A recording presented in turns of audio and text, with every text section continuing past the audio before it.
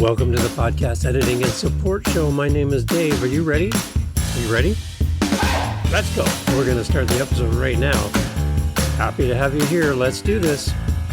Hey, yes, welcome back to the podcast. Glad to have you here. You look great. You know that? You look really good. I like what you got going on there. Nice to have you here.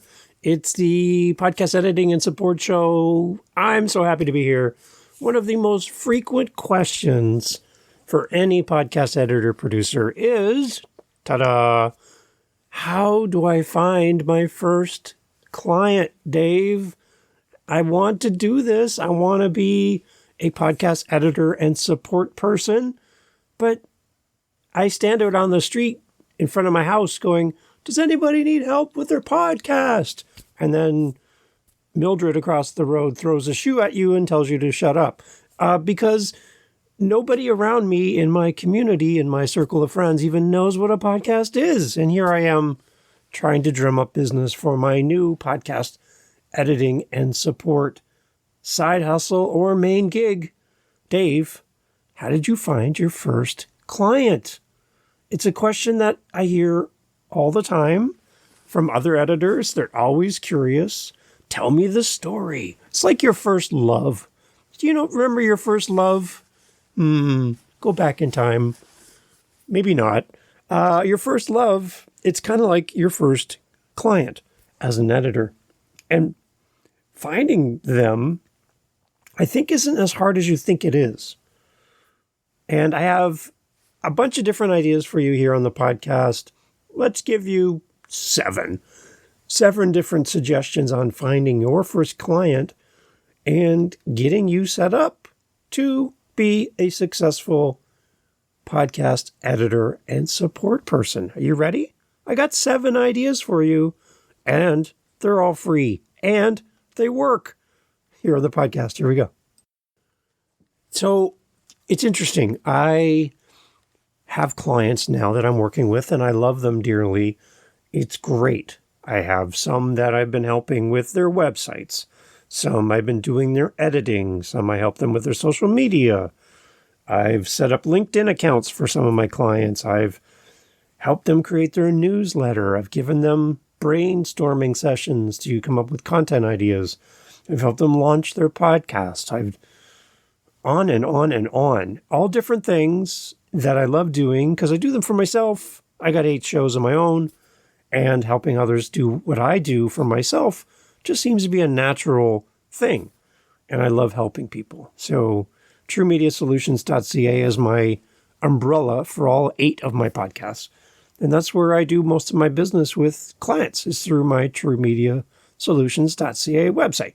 Now, being part of the community in podcasting is probably one of the most efficient and best ways to make connections with possible podcasters that you can work with.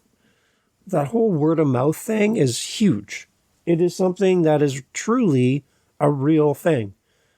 Being the topic of conversation when you're not in the room, when 2 people get together and go, hey, I'm thinking about starting a podcast. Who are you working with?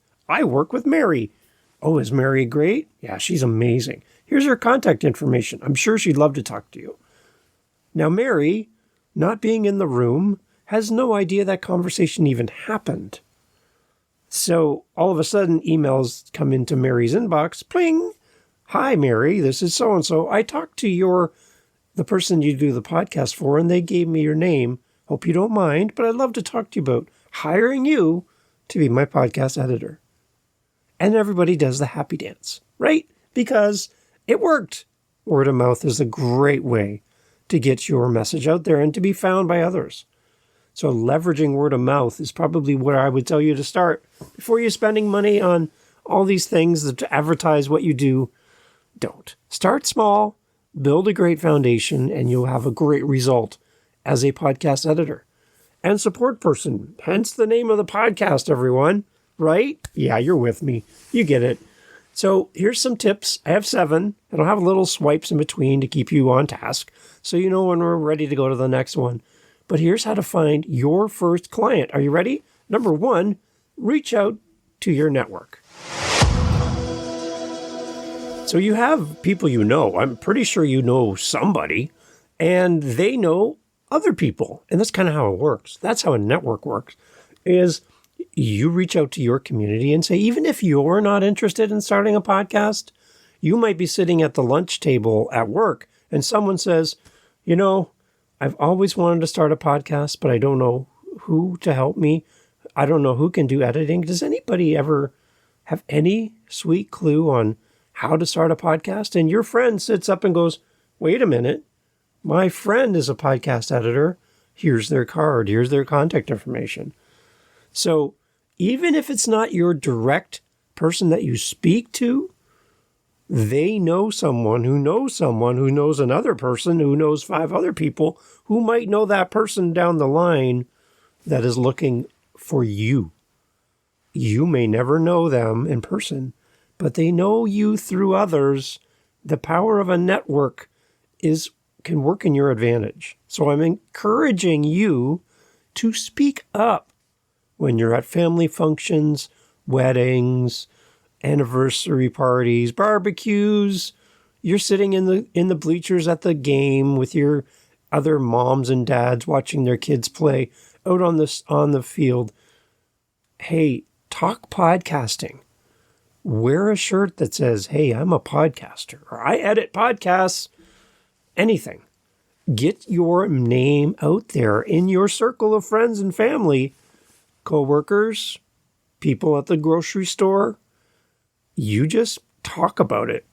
Share your passion for editing. Share your passion for supporting podcasters.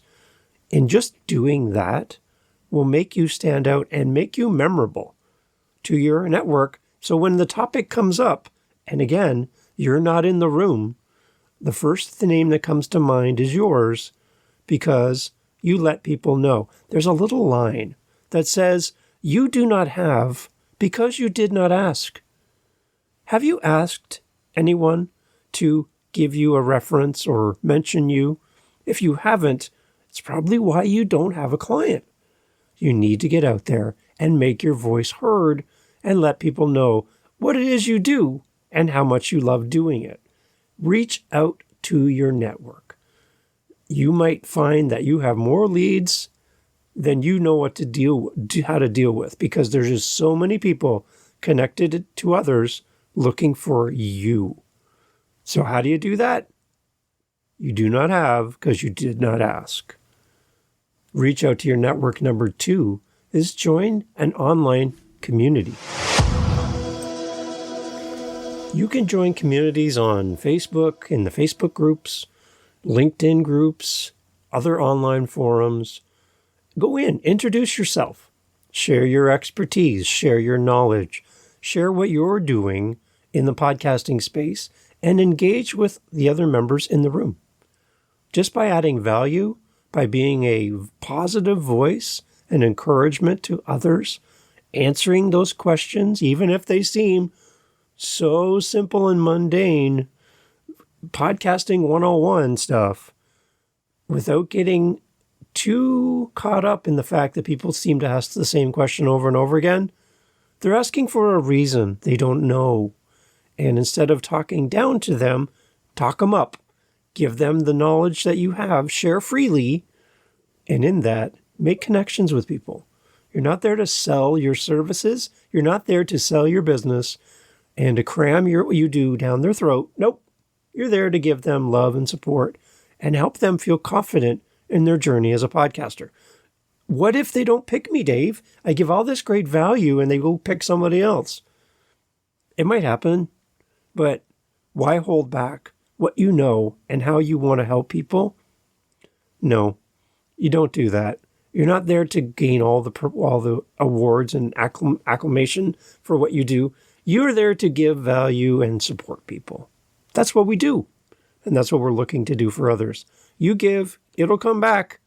It might not come back in the exact same way, but it'll come back. It will, but you got to give first. And don't give to get, give to give. That's really important. So join an online community. Number 3, you need to go pitch yourself to other existing podcasters. You got to get in there and do some research on podcasts.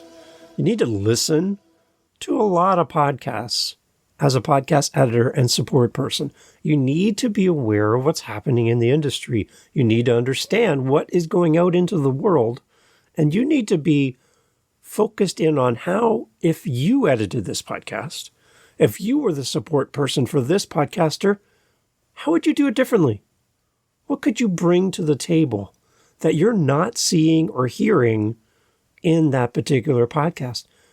How would you make it better? I'm not saying be critical. I'm not saying reach out to a potential podcaster and say, love your show, great content, but oh my gosh, what a terrible edit. That was horrible. No, don't do that. That's not going to win friends and influence people. By no means. You want to understand what's happening in the space so that you can make sure that you offer the services that people are looking for. Trust me, a podcaster who's hired someone who's maybe early days as an editor or doesn't do great quality work is probably hearing from their audience about bad edits, noisy mixes, too quiet, too loud. Those messages are coming back to the podcaster for the most part, and they don't know what to do about that. They hired this person, it's just not working out. So when you research podcasts and you listen to shows and you go, oh, wow, that was obvious. A big sneeze, a doorbell, a bang of the microphone with a hand. There's a lot of heavy breathing going on there. Sounds like Darth Vader has a podcast. Whatever. You're going to notice things and go, huh, I get it. I see how I could make this better. And make note of that. And be a part of that podcaster's community. Show up, talk to the podcaster, talk about the content. And just by you showing up, having your information on Instagram or Facebook or whatever, pointing back to the business and what you do without even asking if you can be part of the team or part of the better result for that podcaster, you gave value, you showed up and supported that podcaster. And if they are serious about making a change, do you not think they would not reach out to you after you've engaged with them often on social or in the podcasting apps, right? You just show up and you just be in their world without being salesy. You're not selling anything. And it might not lead to anything. But you might gain a friend. And you don't know if they might know somebody who's looking. And even if it's not that podcaster in particular, they're like, hey, you know what? I got this person, Sally. Sally's been in my DMs and she's on my Instagram.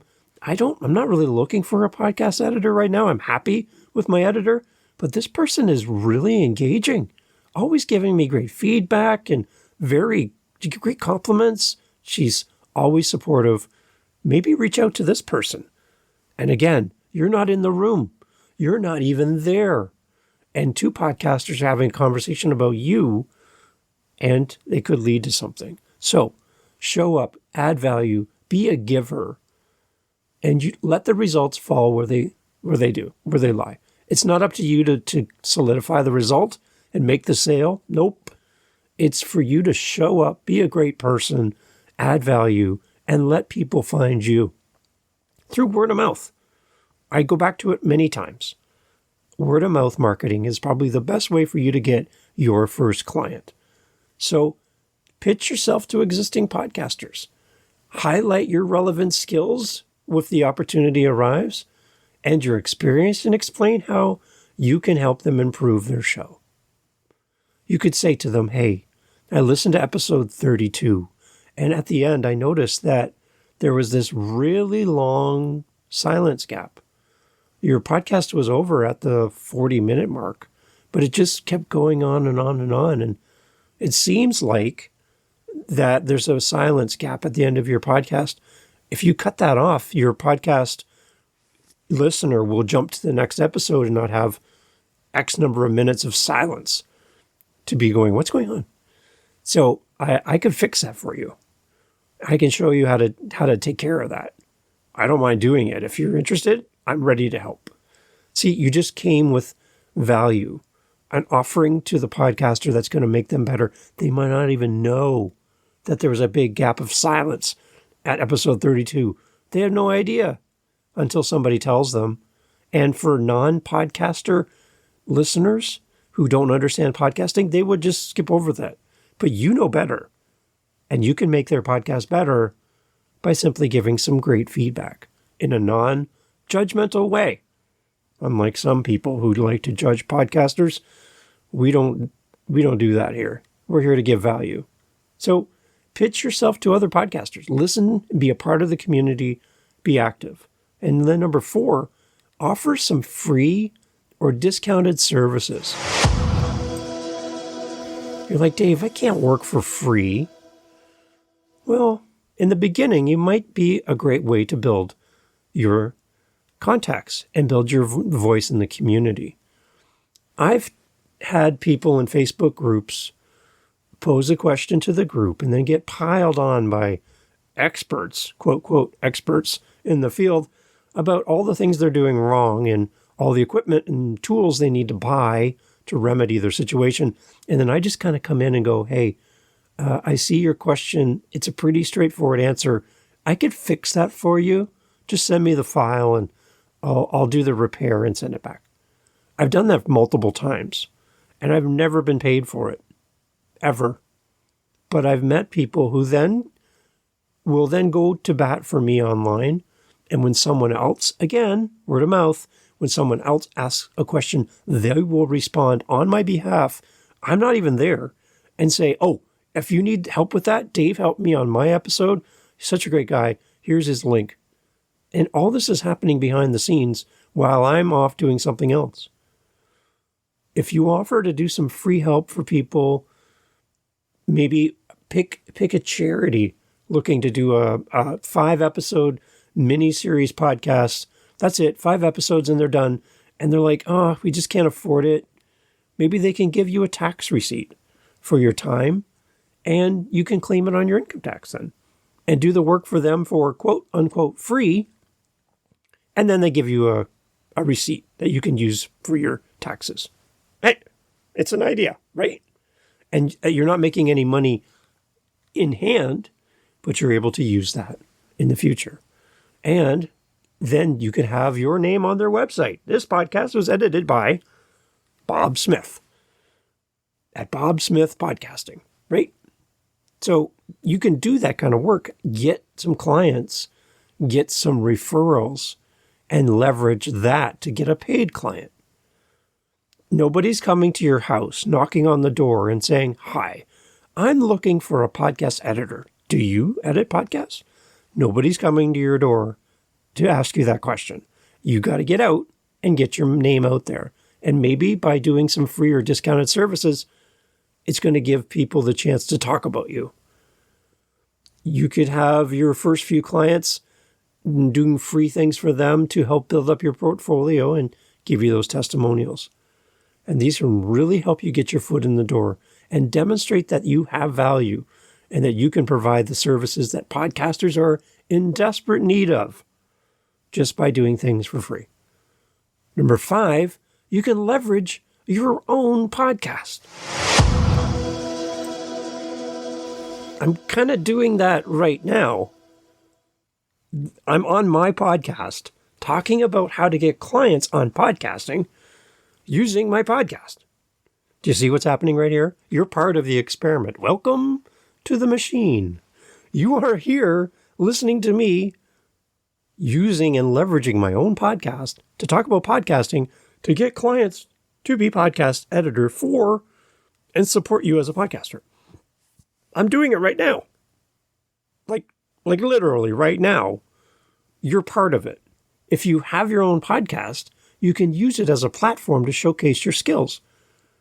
And you can attract potential clients just by recording an episode. They hear you on the microphone. They hear your edits. They hear the music you've chosen. They hear all the little things that you do to make your podcast great. You get to have a digital resume, an audio or video resume of what you can do. And when I'm looking for an editor, I'm looking for an editor with a podcast. If you don't have a podcast and you're trying to be an editor, I will not hire you. I'm sorry, I won't. Why? Because you're not in the space actively podcasting, doing the thing, and understanding the changes that are happening behind the scenes of podcasting that as a podcast host who doesn't know editing and doesn't know the industry, I won't know what you know as a fellow podcaster. So you having your own show is your resume. This right here is my resume. Welcome to Dave's Resume, also known as the Podcast Editing and Support Show. This is my resume. You're listening to my resume. Thank you for listening to my resume. Leverage your own podcast. Mention your services and encourage listeners to reach out. I saw a recent review of this podcast, and the reviewer said, I really don't mind Dave promoting his services because the value is in the content of his show. Thank you for that. That means so much for you to leave a review. Hey, that's great. But that you're catching the idea of what I'm doing here. This is not meant to be a gigantic commercial. I want you to find the right editor for you, whether that's me or someone else. That's not why I'm here. I'm trying to create a podcast for you to find the right person for your podcast and to help you as a fellow podcast editor to get your first client. Hence this episode. So definitely leverage your own podcast and let people know that you are a podcast editor for hire. Hang up the sign, hang it up in front of your place, mention it on your podcast, put it in your show notes, let people know that listening to your podcast, you do this and you can help. Please, you do not have because you do not ask. Make sure people know. Leverage your own podcast. You don't have a podcast and you're a podcast editor? Come on. Start one. Do 12 episodes, one a month. Just do something. Get your voice out there. Put your skills to work. Let people know the person behind the edit, that there's someone there that really does care. Create a show and let people know about it. Number 6, attend local events. Now, when I say attend local events, does your mind automatically go to podcast events where other fellow podcast editors are gathered en masse and there's 300 podcast editors and one podcast host looking for an editor? That's not good odds. That's like a bunch of seagulls at the beach, right? Mine. No, you don't want that. You want to go where you're the only podcast editor in the room. You're the only podcaster in the room. A business meeting, an after 5 meeting, a group of the local businesses in your community getting together at the library to drink semi-warm coffee and 3-day-old baked goods. You want to be the one in the room going, I'm a podcast editor. I do podcasting, and you need a podcast real estate agent. You need a podcast business owner. Hey, author, you'd be a great podcaster. And here's what I do. You want to be the only bell at the ball as a podcast editor. So go find those meetings where people that you want to serve gather and be a part of that community. You can go to the podcast meetups and the conventions and conferences for podcasters. Yeah, again, but you're in a sea of many. I would encourage you to go to the places where you are the only one or one of the only ones in the room who does what you do. You're going to stand out, and make sure you talk to people and tell them. Again, you do not have because you do not ask. Make sure you tell people what you do. This can be a great opportunity to connect with other podcasters and people in the industry looking for your services. Introduce yourself as a potential production partner as you intermingle with people at these events. Attend local events. And if you can't do a local event, there's nothing in your area, go to meetup.com and look for other things in your area where you can join a meetup. And when they go around the room virtually and say, hey, we got a new person today, tell us who you are and what you do. Leverage free things like meetup.com to go and meet other people that could be potential clients for what you do. Bring value, show up, be a part of the conversation, and attend local events. Lastly, number 7, create a professional online presence. It's called a website. There you go. A website. You know, those things that people have and continue to buy and doesn't seem like it's slowing down anytime soon. A website is the best way to bring everyone into your world. I would encourage you to have a website today for your podcast and for your podcast editing service. There's a way for people to reach out to you and connect with you online. I'm not talking Facebook. I'm not talking LinkedIn. I'm not talking about Instagram or TikTok or Snapchat or fill in the blank, X, Twitter, whatever you call it. That's not what I'm talking about. I'm talking about an actual website that you own the address. It's your property on the internet. Create a professional online presence. Make sure that you leverage a website. I would make sure your LinkedIn profile, if you have one, probably should, as a business owner, future business owner, make sure that your LinkedIn profile matches with what you do or what you want to be. And make sure your online portfolio showcases your skills, your experience, and your previous work. Your testimonials that you got when you did free work for people should show up on your website, should show up on your LinkedIn. It should show up for your potential clients to see as they go to the web to find more about you. They're going to do their research on you. They are, and you want to be found. This can help you to appear more credible and trustworthy to potential clients. So remember, the key to all of this is to be proactive, persistent, and to provide value to potential clients. By leveraging your network, engaging with the podcast community, and demonstrating your experience, you're going to increase your chances of finding your first podcast production client.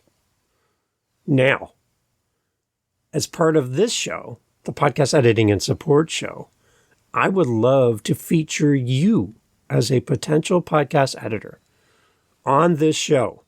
Come on as a guest, talk about your podcast editing support and services that you offer or that you hope to offer in the future. Come on and have a conversation about how you're building your business. I would love to get in touch with you and have you as a featured guest here on the podcast. And when you come on, I want you to promote your business. I want you to sell your services. I want you to talk about what you do. And you're like, well, Dave, that's what you do. Exactly. And that's the community of podcasting. It's all around helping each other grow and helping the community grow.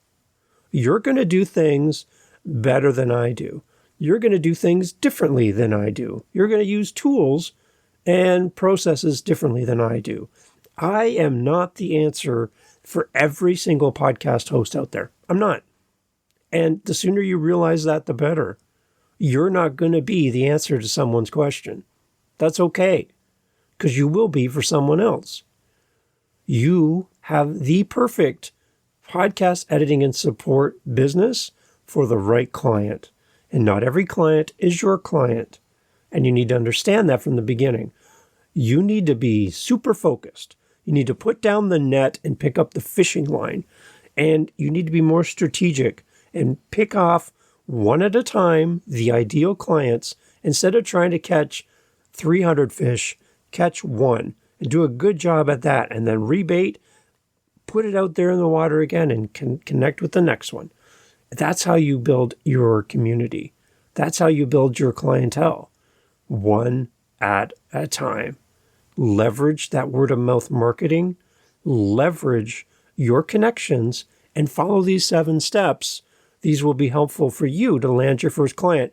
I would love to hear your first client story. If you've been a podcast editor for a long time and you've done this for a while, I would love you to rewind in your brain back to the time when you didn't have your first client and how did you find them? I would love to get that story. You can go to my website, podcasteditingandsupport.com. There's a SpeakPipe message right there. You can leave me a voice message. Hit the record button. Tell me your story. How did you get your first client? What did you do? And share your story to encourage the listeners of this show that, yes, it is possible to find your first client. If you follow these 7 steps and the advice of other people in the space, you can be a success. You can do this, and you can do this today. You've started by listening to this show. Thank you. I would love for you to connect with me through the podcasteditingandsupport.com website. Let's get together and have a conversation. Get you on the show. Share your story. Encourage another podcast editor and support person on your first client. Go ahead, leave me a message. I'd love to hear from you. Podcasteditingandsupport.com. Thank you so much for being here, everyone. Take care. Get out there, get your first client, and tell us the story of how you landed your first client. Thanks for listening. Thanks for listening to the Podcast Editing and Support Show.